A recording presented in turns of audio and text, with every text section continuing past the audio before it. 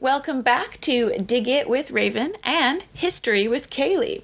Today we have a very special collab video where we will be diving into a 5,000-year-old tomb that was recently discovered in China. Particularly, who were the people who built it, and what does this new discovery mean for our understanding of ancient Chinese history? Over to Kaylee to tell us about the news. A tomb dating back to approximately 5,000 years ago that is currently presumed to belong to a prehistoric king has been discovered at the Wangzhuang ruins in the city of Yongcheng in the Henan province of central China. It's been reported that more than 350 grave goods have been excavated to date. Named one of China's top 10 archaeological discoveries in 2023, a site in the village of Wangzhuang spans approximately 120,000 square meters, and within its prehistoric settlement, excavations have uncovered a cemetery that belonged to the middle and late periods of the Dawenkou culture, who date to circa 4100 to 2600 BCE, but more on them later. This is the first find of its kind in Henan province. Here, archaeologists have unearthed pottery, jade wares and stone wares, giving scholars an amazing look into the settlement forms, rituals and burial in Neolithic central China. Given the broad range of material, Wangzhuang can also give us insight into cultural exchanges between the Central Plain and the Haidai region in East China's Shandong province. Excavations at Wangzhuang have taken place since 2023. Conducted jointly by the Henan Provincial Institute of Cultural Heritage and Archaeology, the Capital Normal University in Beijing, and multiple other institutions. So this new tomb found at Wangzhuang measures between 4.52 to 4.8 meters long and 3.47 to 3.68 meters wide, covering an area of over 17 meters squared, which in comparison to others from the period is extremely large. Inside the tomb features an inner and outer coffin made of wood, and it contains hundreds of burial objects, including over 100 sherds of pottery, nearly 200 jade ornaments, bone tools and animal remains such as pig mandibles that were a symbol of wealth to the Dawenkou culture. The tomb appears to have been severely damaged at some point in history due to looting, most likely shortly after the burial took place. During this robbery, highly valuable items were stolen and the human remains of the deceased individual were removed, and archaeologists were only able to recover a few toe bones. The small jade ornaments mentioned were scattered both inside and outside the coffin, and many stone ceremonial blades looked to be deliberately broken. If this was done during the robbery of the tomb, it can actually be seen as a targeted attack on the tomb owner. The custom of burying water deer teeth and the deformed occipital bone of the remains found inside are very much aligned with the characteristics of the Eastern Dawenkou culture. This year alone, 45 tombs of the Dawenkou culture were discovered at the site of Wangzhuang, and 27 have already been excavated. Overall, the tombs showcase a wide variety of social standing, with the tombs belonging to those of higher status containing lots of artifacts and many pig mandibles. But what was the Dawenkou culture, and where do they fit within the Neolithic Chinese timeline?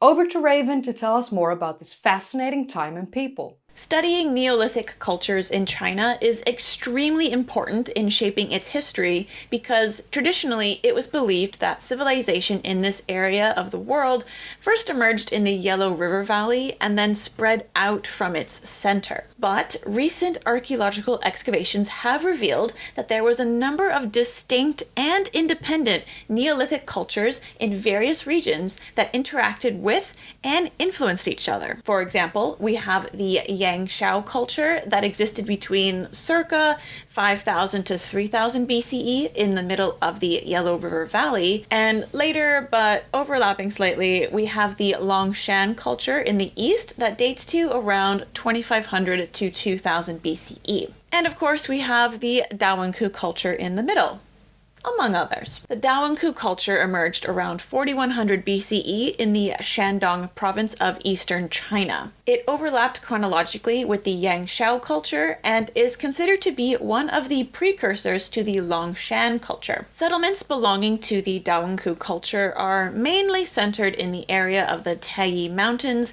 and in North Jiangsu, but its overall distribution is much larger and extends east to the coastline, to the southern part of the Liaodong Peninsula, south to the Huai River, north to Bahai Bay, and west over to eastern Henan. Remains of the Dawenkou culture were first uncovered in the early 1950s, and since then, extensive residential remains have been found, such as cities and settlements surrounded by rammed earth walls. The people belonging to the Dawenkou culture participated in agriculture and kept domesticated animals, but they were also quite active in fishing, hunting, and collecting. The main crop that they would have grown was millet, with rice only playing a minor role in their daily life at most sites. It was potentially mostly eaten by higher-ranking individuals. And based on looking at large storage pits, they were pretty darn good at farming this crop and had large harvests in need of storage. The warm and wet climate of the area the Dawenkou culture resided in also allowed for a wide variety of plants and animals,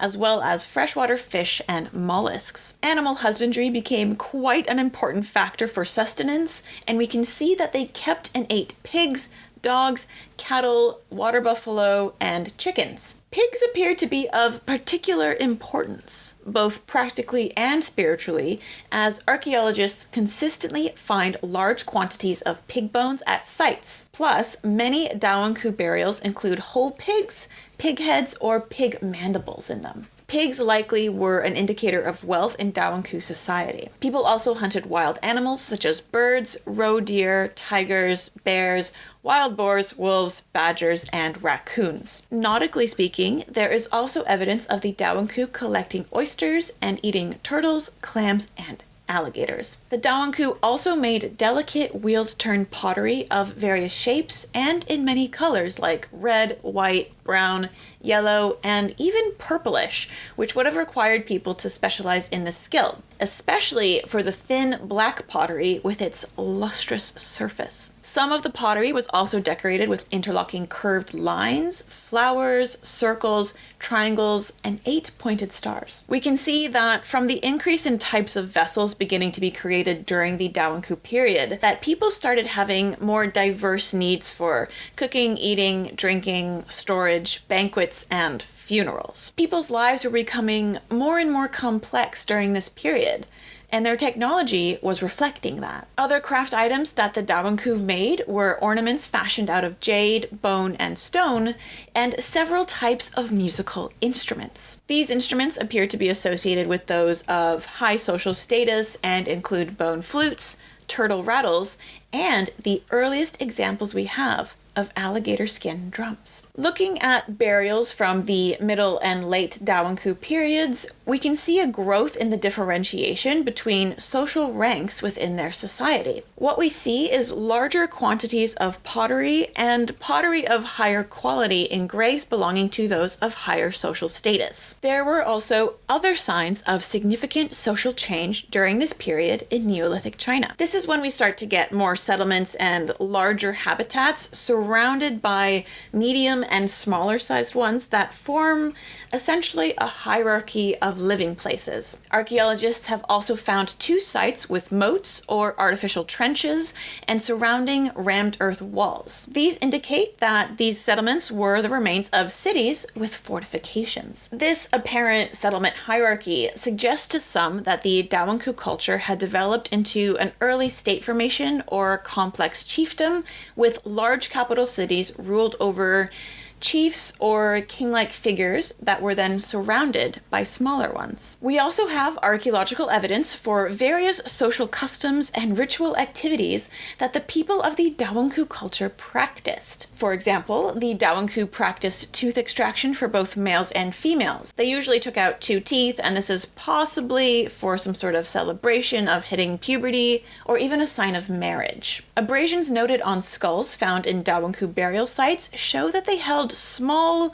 pottery or stone balls in their mouths for a long period of time as well. It's almost like a hamster, and they kept the ball on the outside of their teeth against their cheek. We don't know why the Dawenkou did this, but it did look like it could actually lead to premature loss of the molars. This ball in cheek thing isn't really a common occurrence, or at least it hasn't been spotted or looked for regularly by archaeologists, possibly because many of the human remains found that belong to the Dawenkou culture are poorly preserved. Dawenkou burials are also well known for their evidence of social differentiation. For example, we can see a stark difference in the size of tombs and their correlation with grave goods. Many large tombs contained hundreds of grave goods, whereas small ones only possessed a few items. Some items that might indicate an elevated social status were turtle shells, carved cylinders made of ivory or bone, jade, black pottery goblets, and pig mandibles, as they were mostly associated with wealthy tombs. High-status burials also included ledges for displaying grave goods and coffin chambers. It also appears that different sexes were buried with different goods,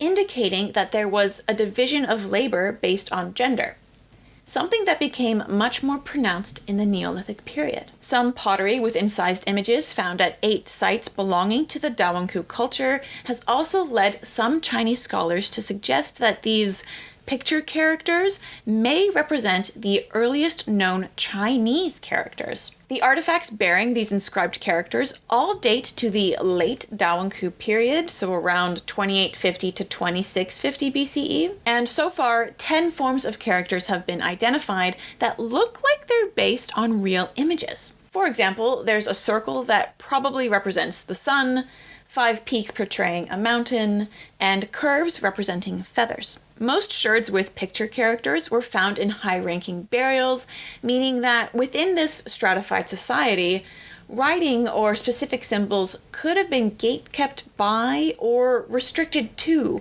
a particular group of people. The evidence supporting the theory that these characters could be used for transmitting information is that they are similar to those found on oracle bone inscriptions and inscriptions on bronze vessels from the Shang and Zhou dynasties. So researchers believe that the Dawenkou inscriptions could be where this all originated. And that, my friends, is a very quick introduction into the fascinating Dawenkou culture. Now that you have all of this background information, back to Kaylee to discuss the significance of the new discovery of that 5,000-year-old tomb and how it could change and add to our understanding of Dawenkou society. The discovery of this extremely rich burial in the Wangzhuang ruins indicated that this Neolithic city was not an ordinary settlement, but rather the capital of a prehistoric kingdom, as Associate Professor at Capital Normal University Zhu Guangzhua has stated.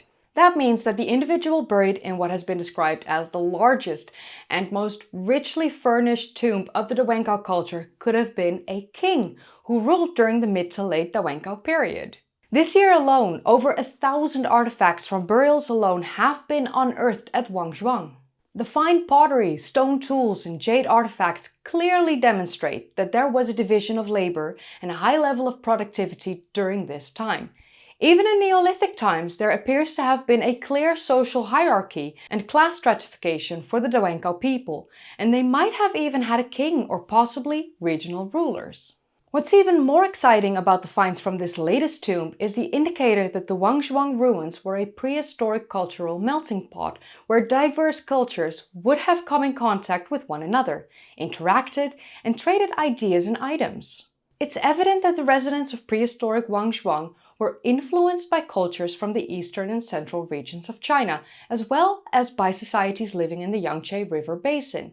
In the tomb, there were artifacts from the Liangzhu culture, the Kujialing culture, and the Hongxiang culture, just to name a few. Small-mouthed pointed-bottom jars and small-mouthed shoulder jars from the Yangshao culture were also present, which shows that these two chronologically overlapping cultures were sharing their traditions. People in prehistoric China were not insular. Groups across multiple regions were trading and sharing and learning from each other for millennia. The discovery of this royal tomb therefore provides archaeologists with the physical evidence needed to begin studying the cultural interaction and integration in prehistoric China. Other artifacts uncovered, such as a jade burial mask, are pushing and changing timelines for what was originally believed. The mask now pushes the timeline for the creation and use of such objects back by at least 2,000 years. Archaeologists have also found the earliest known gui, a ceremonial jade tablet that was used in rituals. The robbery and desecration of the tomb, as I mentioned earlier, has been suggested as a potential sign of conflict. It looks as though someone intentionally damaged the tomb and removed the body. This could have been done by enemy forces, and Zhu suggests, indicating that there could have been rival kingdoms or ruling classes in the Dawenkou society. So while interaction and cultural fusion was taking place, this robbery and the evidence for defensible settlements indicate that there was indeed conflict during this time. Overall, the site of the Wangzhuang ruins is proving to be a goldmine of archaeological information about the Dawenkou culture and the development of Chinese civilization. First discovered by villagers in Wangzhuang while refurbishing a pond, the total settlement covers an area of at least 630,000 square meters. So far, the archaeological team has excavated a few hundred square meters of the tombs at the ruins. But this is a long-term project that could take more than a decade to complete. Future work will explore the workshops on site where the objects in the 40+ tombs were likely made, as well as the domestic living areas to learn more about their daily lives. There's no telling what new insights into China's Neolithic past this site will unveil. So what do you think of this latest discovery from China? Let us know in the comments down below. And if you enjoyed watching, then don't forget to give this video a thumbs up. Subscribe to both our channels if you would like to see more of these kind of videos, and click that bell icon if you want to be notified whenever either of us uploads. If you haven't seen our previous videos yet, you can click the card in the upper right corner, or click some of the links in the description down below, or click a video in the end card. We would also like to say a massive thank you to our patrons and channel members here on YouTube. Thank you so much for supporting us in our work. And with that said, thank you for watching, and I'll see you in the next video. And as always, stay dirty, my friends.